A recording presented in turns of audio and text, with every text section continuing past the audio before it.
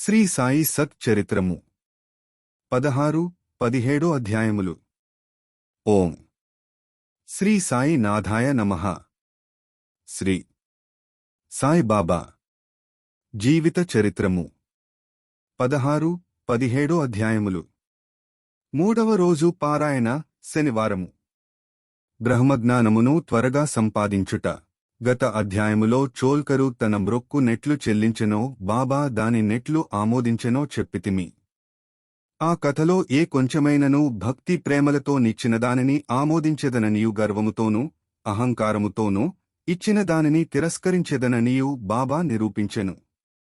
బాబా పూర్ణ సచ్చిదానంద స్వరూపుడగుటచే కేవలం బాహ్యతంతును లక్ష్యపెట్టేవారు కారు. ఎవరైనా భక్తి ప్రేమలతో నేదైనా సమర్పించినచో మిక్కిలి సంతోషముతో ఆత్రముతో దానిని పుచ్చుకునేడివారు. నిజముగా సద్గురు సాయి కంటే నుదార స్వభావులు, దయార్ద్రహృదయులు లేరు. కోరికలు నెరవేర్చు చింతామణి, కల్పతరువు వారికి సమానము కావు.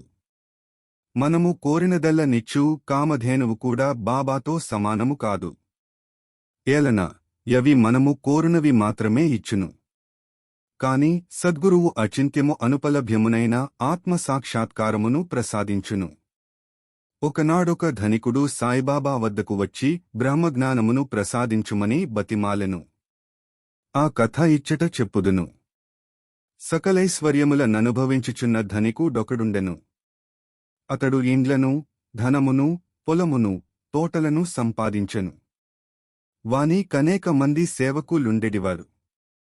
బాబా కీర్తి వాని చెవుల పడగనే షిరిడీకి పోయి బాబా పాదములపై బడి బ్రహ్మజ్ఞానమును ప్రసాదించుమని బాబాను వేడుకునెదనని తన స్నేహితునితో చెప్పెను. స్నేహితుడిట్లనెను, బ్రహ్మజ్ఞానమును సంపాదించుట సులభమైన పనిగాదు. ముఖ్యముగా నీవంటి పేరాసగల వానికి మిగుల దుర్లభము. ధనము, భార్య బిడ్డలతో తేలి మునుగుచున్న నీవంటి వానికి బ్రహ్మజ్ఞానము నెవరిచ్చెదరు? నీవొక పేసేయిన దానము చేయనివాడవే. నీవు బ్రహ్మజ్ఞానమునకై వెదకునప్పుడు నీ కోరిక నెరవేర్చువారెవరు? తన స్నేహితుని సలహాను లక్ష్యపెట్టక రానుపోను టాంగాను బాడుగకు కట్టించుకుని అతడు షిరిడీ వచ్చెను. మసీదుకు పోయి బాబాను జూచి వారి పాదములకు సాష్టాంగ నమస్కారము చేసి ఇట్లనెను, బాబా, ఇక్కడకు వచ్చిన వారికి ఆలస్యము చేయక బ్రహ్మమును జూపెదరని విని నేనింత దూరము నుండి వచ్చితిని. ప్రయాణముచే నేను మిక్కిలి బడలితిని. మీరు బ్రహ్మజ్ఞానమును ప్రసాదించినచో నేను పడిన శ్రమకు ఫలితము లభించును. బాబా ఇట్లు బదులు చెప్పెను, నా ప్రియమైన స్నేహితుడా, ఆతురపడవద్దు. నిప్పుడే నీకు బ్రహ్మమును జూపెదను. నా బేరమంతయు నగదే కాని ఎరువు కాదు. అనేకమంది నా వద్దకు వచ్చి ధనము, ఆరోగ్యము, పలుకుబడి, గౌరవము, ఉద్యోగము, రోగనివారణము మొదలగు ప్రాపంచిక విషయములనే ఎడుగుదురు.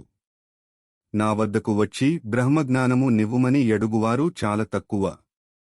ప్రపంచ విషయములు కావలనని ఎడుగువారికి లోటు లేనేలేదు. పారమార్థికమై యోచించువారు మిక్కిలి అరుదు. కావున నీవంటివారు వచ్చి బ్రహ్మజ్ఞానము కావలనని ఎడుగు సమయము శుభమైనది, శ్రేయదాయకమైనది. కనుక సంతసముతో నీకు బ్రహ్మమును దానికి సంబంధించిన వాని నన్నిటినీ జూపెదను. ఇట్లని బాబా వానికి బ్రహ్మమును జూపుటకు మొదలెడెను. వాని నక్కడ కూర్చుండుమని ఏదో సంభాషణలోనికి దించెను. అప్పటికాతడు తన ప్రశ్న తానే మరచునట్లు చేసెను. ఒక బాలుని బిలచి నందుమార్ వాడి వద్దకు బోయి 5 రూపాయలు బదులు తెమ్మనెను. కుర్రవాడు పోయి వెంటనే తిరిగివచ్చి నందు ఇంటివద్ద లేడనియు వాని ఇంటి వాకిలికి తాళము వేసి యున్నదనియు చెప్పెను. కిరాణదుకాణుదారు బాలావద్దకు పోయి యప్పు తెమ్మని బాబాయనెను. ఈసారి కూడా కుర్రవాడు వట్టిచేతులతో తిరిగివచ్చెను. ఇంతకిద్దరూ ముగ్గురి వద్దకు పోగా ఫలితము లేకపోయెను. సాయిబాబా సాక్షాత్ పరబ్రహ్మవతారమే అని మనకు తెలియును. అయినచో 5 రూళ్లు అప్పు చేయవలసిన అవసరమేమి? వారికి అంత చిన్న మొత్తముతో నేమి పని అని ఎవరైనా అడుగవచ్చును. వారికి ఆ డబ్బు అవసరమే లేదు. నందు మరియు బాలా ఇంటి వద్ద లేరని వారికి తెలిసియే యుండును. ఇది ఎంతయు బ్రహ్మజ్ఞానము కోరి వచ్చిన వాని కొరకే జరిపియుందురు. ఆ పెద్దమనిషి వద్ద నోటుల కట్ట యుండెను. అతనికి నిజముగా బాబా వద్ద నుండి బ్రహ్మజ్ఞానము కావలసి యున్నచో బాబా ఎంత ప్రయాసపడుచున్నప్పు డతడూరకనే కూర్చుండడు. బాబా యా పైకమును తిరిగి ఇచ్చివేయునని కూడా వానికి తెలియును. అంత చిన్న మొత్తమైనప్పటికిని వాడు తెగించి ఇవ్వలేకపోయెను. అట్టివానికి బాబా వద్దనుంచి బ్రహ్మజ్ఞానము కావలెనట. నిజముగా బాబయందు భక్తి ప్రేమలు కలవాడెవడైనను వెంటనే 5 రూపాయలు తీసి ఇచ్చియుండునే కాని ప్రేక్షకునివలె ఊరకే చూచి ఎండడు. ఈ పెద్దమనిషి వైఖరి శుద్ధ విరుద్ధముగా నుండెను. వాడు డబ్బు ఇవ్వలేదు సరికదా బాబాను త్వరగా బ్రహ్మజ్ఞానమివ్వుమని చీకాకు పరచుచుండెను. అప్పుడు బాబా ఇట్లనెను, ఓ స్నేహితుడా, నేను నడుపుచున్నదాని నంతటిని గ్రహించలేకుంటివా ఏమి? ఇచ్చట కూర్చుండి నీవు బ్రహ్మమును జూచుటకై ఇదంతయు జరుపుచున్నాను. సూక్ష్మముగా విషయమిది. బ్రహ్మమును జూచుటకు 5 వస్తువులను సమర్పించవలెను.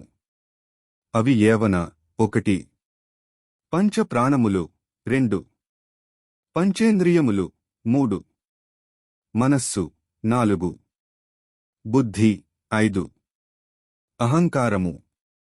బ్రహ్మజ్ఞానము లేదా యాత్మ సాక్షాత్కారమునకు బోవు దారి చాలా కఠినమైనది. అది కత్తివాదరవలే మిక్కిలి పదునైనది.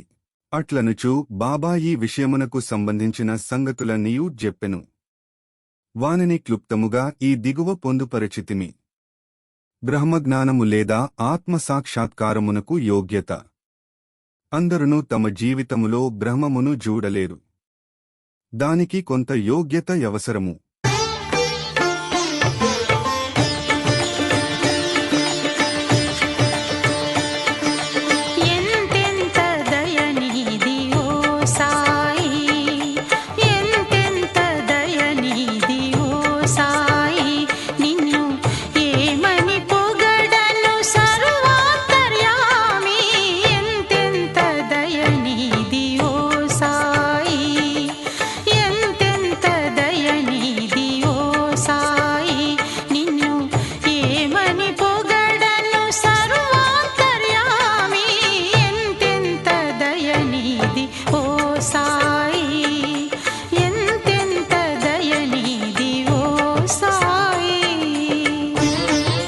ఒకటి ముముక్షుత లేదా స్వేచ్ఛ నందుటకు తీవ్రమైన కోరిక. ఎవడైతే తాను బద్ధుడనని గ్రహించి బంధనముల నుండి విడిపడుటకు కృతనిశ్చయుడై శ్రమపడి ఇతర సుఖహములను లక్ష్యపెట్టక దానిని పొందుటకై ప్రయత్నించునో వాడు ఆధ్యాత్మిక జీవితమున కర్హుడు. 2 విరక్తి లేదా ఇహపర సౌఖ్యములందు విసుగు చెందుట. ఇహపరలోకములందుగల గౌరవములకు విషయములకు విసుగు చెందినగాని పారమార్థిక రంగములో ప్రవేశించుటకు అర్హత లేదు. 3 అంతర్ముఖత, లోనకు జూచుట. మన ఇంద్రియములు బాహ్యమును జూచుటకే భగవంతుడు సూచించియున్నాడు. కనుక మనుష్యుడెప్పుడునూ బయటనున్న వానిని చూచును. కాని ఆత్మసాక్షాత్కారము లేదా మోక్షమును కోరువాడు దృష్టిని లోపలకు పోనిచ్చిలోనున్న యాత్మ నేకధ్యానముతో జూడవలయును. 4 పాప విమోచన పొందుట. మనుష్యుడు దుర్మార్గ మార్గము నుండి బుద్ధిని మరలించినప్పుడు, తప్పులు చేయుట మాననప్పుడు, మనస్సును చలింపకుండా నిలబెట్ట లేనప్పుడు జ్ఞానము ద్వారా కూడా ఆత్మసాక్షాత్కారమును పొందలేడు. 5 సరియైన నడవడి. ఎల్లప్పుడూ సత్యము పలుకుచు, తపస్సు చేయుచు, లోన జూచుచు, బ్రహ్మచారిగా నుండినగాని ఆత్మసాక్షాత్కారము లభించదు. 6 ప్రియమైన వానికంటే శ్రేయస్కరమైన వానిని కోరుట. లోకములో 2 తీరుల వస్తువులున్నవి.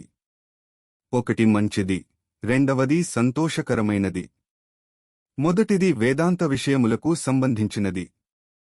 2వది ప్రాపంచిక విషయములకు సంబంధించినది. ఈ 2 మానవుని చేరును. వీనిలో నొకదానిని అతడెంచుకొనవలెను. తెలివిగలవాడు మొదటిదానిని అనగా శుభమైన దానిని కోరును. బుద్ధి తక్కువవాడు 2వదానిని కోరును. 7 మనస్సును ఇంద్రియములను స్వాధీనమందుంచుకొనుట. శరీరము రథము, ఆత్మ దాని యజమాని, బుద్ధి ఆ రథమును నడుపు సారథి, మనస్సు కళ్ళెము, ఇంద్రియములు గుద్దములు, ఇంద్రియ విషయములు వాని మార్గములు. ఎవరికి గ్రహించు శక్తి లేదో, ఎవరి మనస్సు చంచలమైనదో, ఎవరి ఇంద్రియములు అస్వాధీనములో బండి తోలువాని దుర్మార్గపు గుడ్లములవలే వాడు గమ్యస్థానమును చేరడు. చావు పుట్టుకల చక్రములో పడిపోవును. ఎవరికి గ్రహించు శక్తి గలదో, ఎవరి మనస్సు స్వాధీనమందున్నదో, ఎవరి ఇంద్రియములు స్వాధీనమందుండునో బండి నడుపువాని మంచి గుడ్లమువలే వాడు గమ్యస్థానము చేరును. ఎవరు తన బుద్ధిని మార్గదర్శిగా గ్రహించి తన మనస్సును పగ్గముతో లాగి పట్టుకొనగలడో వాడు తన గమ్యస్థానమును చేరగలడు, విష్ణుపదమును చేరగలడు. 8 మనస్సును పావనము చేయుట. మానవుడు ప్రపంచములో తన విధులను తృప్తిగా ఫలాపేక్ష లేకుండా నిర్వర్తించనేడల నతని మనస్సు పావనము కాదు. మనస్సు పావనము కానిదే యతడు యాత్మ సాక్షాత్కారము పొందలేడు. పావనమైన మనస్సులోనే వివేకము అనగా సత్యమైన దానిని యసత్యమైన దానిని కనుగొనుట, వైరాగ్యము అసత్యమైన దానియం దభిమానము లేకుండుట మొలకలెత్తి క్రమముగా ఆత్మసాక్షాత్కారమునకు దారి తీయును.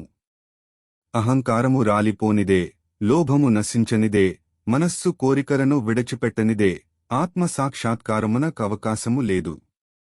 నేను శరీరమనుకొనుట గొప్ప భ్రమ. ఈ అభిప్రాయమం దభిమానముండుటయే బంధమునకు కారణము. నీవాత్మసాక్షాత్కారమును కాంక్షించినచో నీ అభిమానమును విడువవలెను. 9 గురువు యొక్క యావశ్యకత. ఆత్మజ్ఞానము మిక్కిలి సూక్ష్మము మరిము గూఢమైనది. ఎవరైనను తమ స్వశక్తిచే దానిని పొందుట కాశించలేరు. కనుక ఆత్మసాక్షాత్కారము పొందిన ఇంకొకరి గురువు సహాయము మిక్కిలి అవసరము. గొప్ప కృషి చేసి శ్రమించి ఇతరులివ్వలేనిదాని నతిసులభముగా గురువు నుండి పొందవచ్చును. వారా మార్గమందు నడచియున్నవారు కావున శిష్యుని సులభముగా ఆధ్యాత్మిక ప్రగతిలో క్రమముగా ఒక మెట్టు మీది నుంచి ఇంకొక పై మెట్టునకు తీసుకుని పోగలరు. 10 భగవంతుని కటాక్షము. ఇది ఎన్నిటికంటే మిక్కిలి అవసరమైనది. భగవంతుడు తన కృపకు పాత్రులైన వారికి వివేకమును వైరాగ్యమును కలుగజేసి సురక్షితముగా భవసాగరమును తరింపజేయగలడు. వేదము లభ్యసించుట వల్లగాని, మేధాశక్తి వల్లగాని, పుస్తక జ్ఞానము వల్లగాని యాత్మానుభూతి పొందలేరు. ఆత్మ ఎవరిని వరించునో వారే దానిని పొందగలరు. అట్టివారికే యాత్మ తన స్వరూపమును తెలియజేయు నని కఠోపనిషత్తు చెప్పుచున్నది.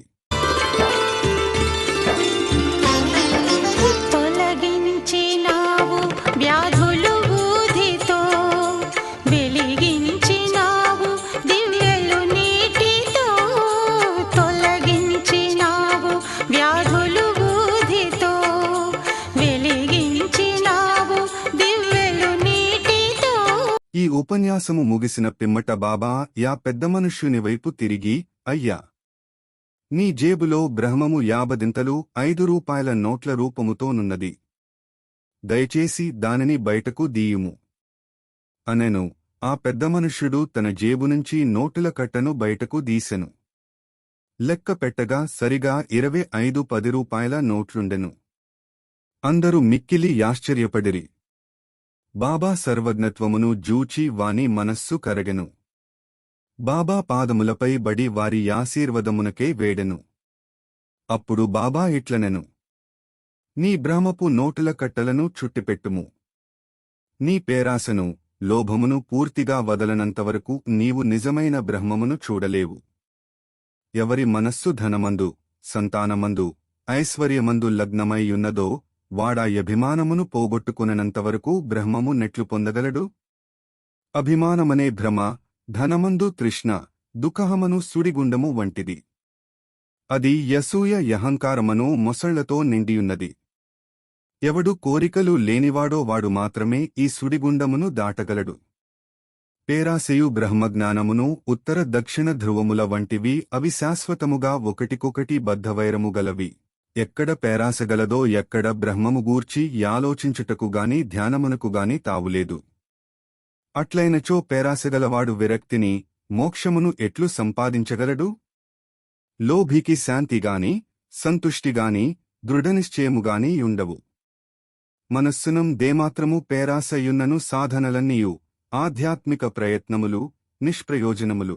ఎవడైతే ఫలాపేక్షరహితుడు కాడో, ఎవడు ఫలాపేక్ష కాంక్షను విడువడో, ఎవనికి వానియందు విరక్తి లేదో ఎట్టివాడు గొప్పచదువరి అయినప్పటికీ వాని జ్ఞానమెందుకు పనికిరానిది.